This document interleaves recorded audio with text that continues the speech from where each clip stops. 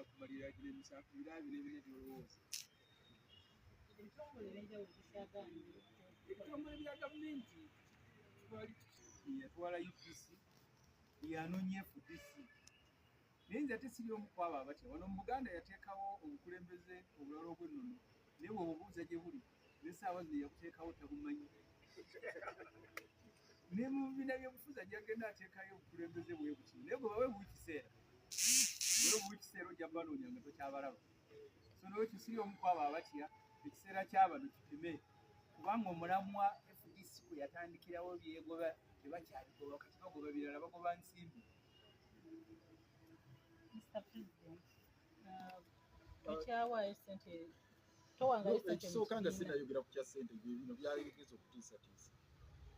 Nandaala ennaku zino ayogeza lyali yeewulira obuyinza bwa state